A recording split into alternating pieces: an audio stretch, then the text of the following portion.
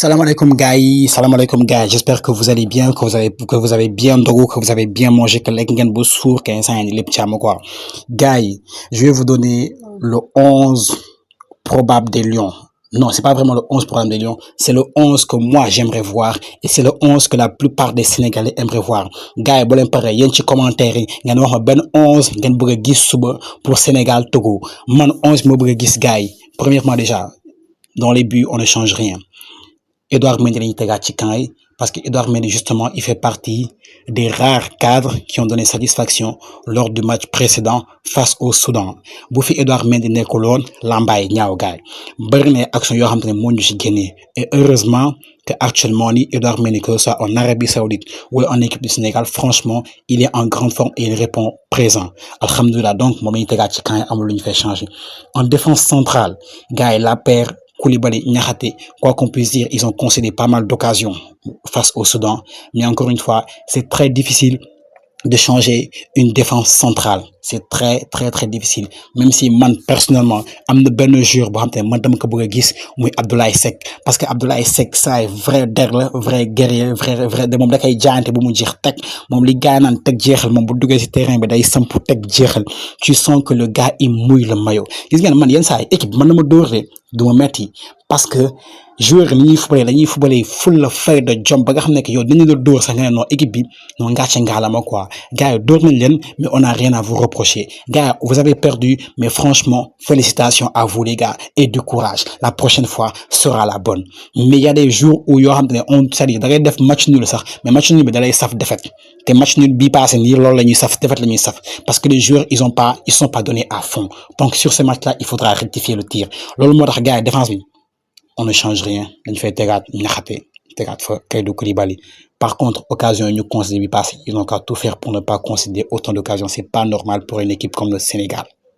c'est la première chose gars sur le côté gauche je crois que c'est une demande nationale encore une fois nañu fa tegal Moussa Ndiaye Krépin Diatta c'est un guerrier franchement chapeau moom il a jamais déçu en équipe nationale du Sénégal saa yoo ko dugalee ci terrain bi moom aussi da koy jaante day joxe ba mu jeex teg amul lu ko kenn mën a wax muy tey muy démb muy suba mais sur côté gauche bi nañ ñu fa tegal ki nga xamante ni mooy Moussa Ndiaye un latéral gauche un joueur de ballon boobi bal bi du lakk ay tànkam mën na football bi mu nekk ci peut-être catégorie bi gis nañ ko fi mën na jouer axe mën na jouer latéral mën na jouer milieu de terrain c'est parce que boobi il a ce qu'on appelle un QI football li gars yi naan football jàng ci ay kayit Sénégal fii la nekkoon ne mais football bi da ko jàng ci ay kayit man de li muy def nañ ko may chance am c'est la première chose sur le côté droit ça va être un peu plus compliqué parce que Antoine Mendy ci dernière prestation bi mu def moom aussi bokk na ci rare satisfaction yi nga xam te ne war nañ ko am ci suñu match ñun ak Soudan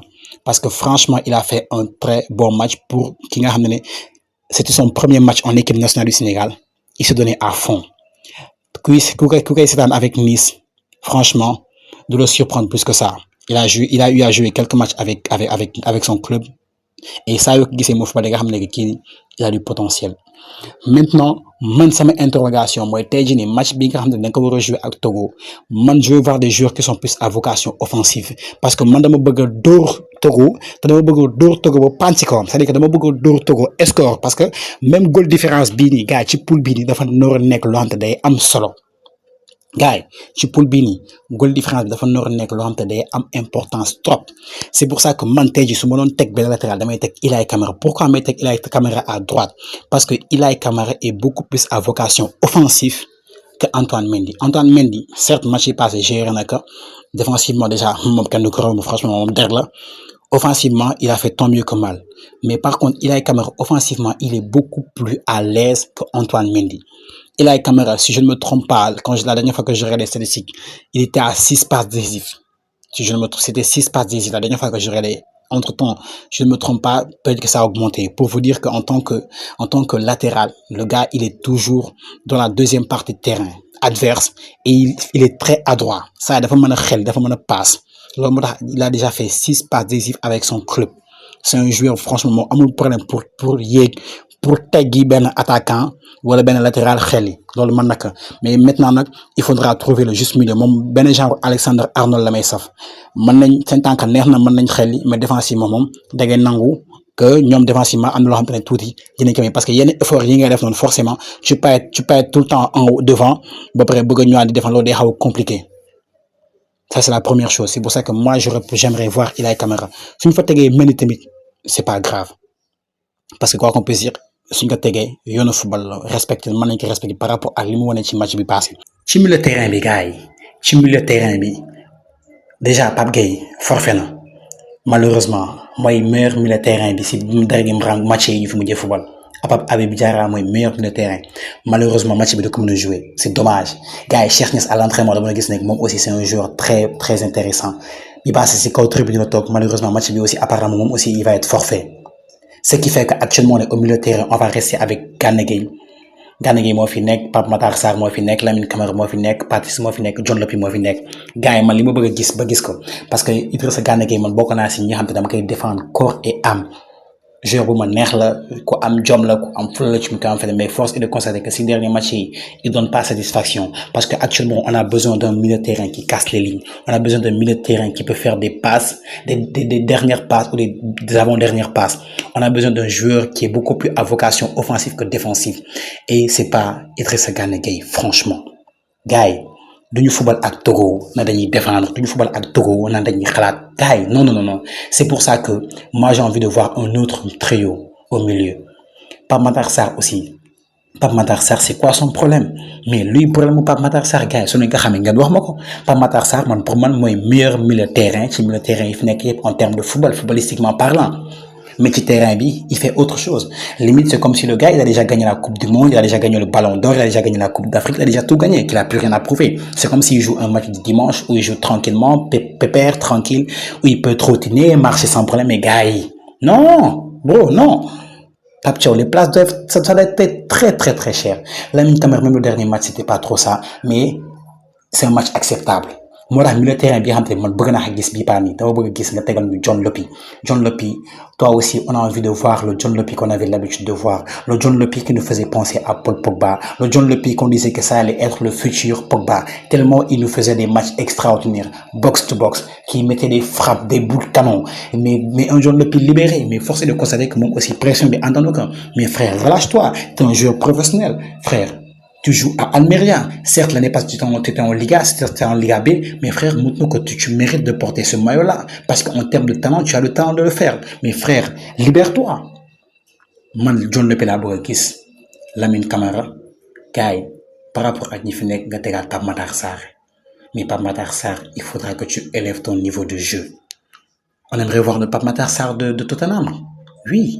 On aimerait voir le Pape Matar Sarr qui joue en première ligue et qui nous sort des matchs XXL. On aimerait voir le même Pape Matar Sarr. Pathé 6, lui aussi, il est intéressant. Mine de rien, gars, ñoo ko yeb rek. Dafa ñaaw yaay rek. Mais mine de rien, il joue en Liga. Chaque week-end, il est titulaire dans son club avec le Rayo Vallecano. Il est sur le banc. Dañ ko bàyyi xel. Mais sur ce match-là, moi, je vais voir Lamine Camara, je vais voir John Lopy, je vais voir Pape Matar Sarr, Gana Gueye et consort gars yi nañ xaar. bu affaire yi buñ dóoree benn 3 buñ dóoree benn score gars yi mën nañ ñëw gérer ka mais pour avoir de la créativité pour avoir un jeu rapide ba nga xam ne bal bi duñ ko téye 3 contrôles 5 contrôles ba équipe bi defarwaat dama bëgg a gis booy ñu jël match bi en main jouer en 2-3 touches rapidement vers l'avant gars yi essayer de mettre des passes en profondeur pour les attaquants de me casser ces lignes de me faire des renversements de jeu mais les gars amusez-vous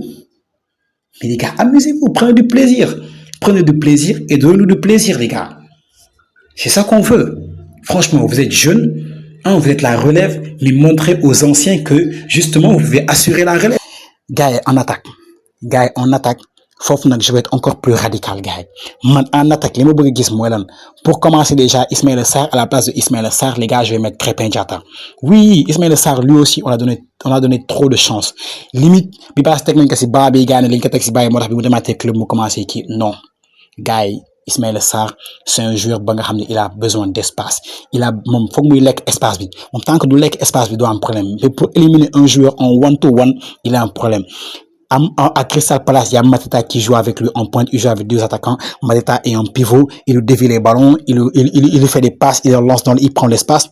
Équipe nationale du Sénégal, loolu doo ko fi am. Ça y est, Togo dañuy jouer. Togo duñu song ne dañuy attaquer di bàyyi espace. Togo dañuy def bloc bas duñu xaar, Soudan dañuy def bloc bas duñu xaar, yeneen équipe yëpp dañuy def bloc bas duñu xaar. dañu solo joueur boo xam te ne mën na teggi benn latéral xel yi, mën na jaxase benn défense xel yi, et force est de constater que du saa moo koy def. on a rien contre lui, logique la ñuy wax. ma bu doon ma la Krépin Diatta lay teg foofu noonu. gars yi su ma fa jógee Sadio Mané ñu ngi wax dañ fa war a teg banc. Non, Sadio Mané dañ ko teg banc. Sadio Mané dañ koy teg en attaque. Il a déjà joué en pointe. Il est beaucoup plus expérimenté que les autres joueurs. Et quoi qu'on puisse dire, moo ëpp jom boy. Sadio Mané attaque lañ koy teg. xam na mën na jouer attaque. mën na jouer attaque gars yi. Assane Diao nga tegal ma nga si côté gauche bi nga nekk boy fils wuy ma neexalal ma fii. Joue, libère-toi. Fais-toi plaisir. Montre-nous que tu es l'un des meilleurs joueurs au monde. Frère, ñooñu war nañ mën a combiner ak ki nga xam ne mooy Sadio Mané, mettre ko dans les bonnes dispositions, parce que Sadio Mané actuellement ne waratul di daw di sonal boppam pour kii. Non, booy ñoo war a jouer pour lui. booy ñoo war a dem di daw di jaante di ko passe bal yoo xam ne moom day nekk finisseur. Mais c'est ça les gars, on a un problème d'avant-centre. Mais Sadio Mané il est à droite devant les buts, mettez-lui en pointe. C'est quoi le problème les gars? Il y a aucun problème, on joue ça, on gère ça, on tape le Togo vite fait, bien fait. Après, on part, on se repose, on revient d'ici 3-6 mois, on tape les autres équipes au calme, les gars. Et d'ici là, les Nicolas Jackson, les Iliman Ndiaye, les Ayub Diarra, ils font nous. Après, on sera tranquille, on sera OK, les gars. am nga ay joueurs yu mel ne Chérif Ndiaye yu nekk si banc bi, ay Sima yu nekk si banc bi, et Habib Diallo yu nekk si banc bi. Il y a de la matière. Il y a de la matière. Sénégal ñun waruñu actuellement ni man waruma waxee nii ak pression, waruma waxee nii ak stress. Pourtant man Togo laay dajel, mais Togo encore une fois duñ ko xeeb. Parce que aussi par rapport à li Sénégal wane si dernier match yi nii, mais gagné wu équipe yi. En tout cas gars yi li moo nekkoon man sama 11 bi nga xam te moom laa bëgg a gis. mooy li nga xam ne man moom laa bëgg a gis encore une fois. kenn ku nekk ci yéen dama wax li mu bëgg a gis 11 am dama ko jox si commentaire ñu waxtaanee ko rek si njëkk gars yi. Sur ce, je vous remercie d'avoir suivi cette vidéo. C'était un plaisir. Si vous êtes nouveau sur la chaîne, eh bien n'hésitez pas à vous abonner, à activer la cloche de notification et dites-moi en commentaire qu'est-ce que vous en pensez les gars. Sur ce, je vous dis merci et à très bientôt sur Triple M 3.0. Peace out.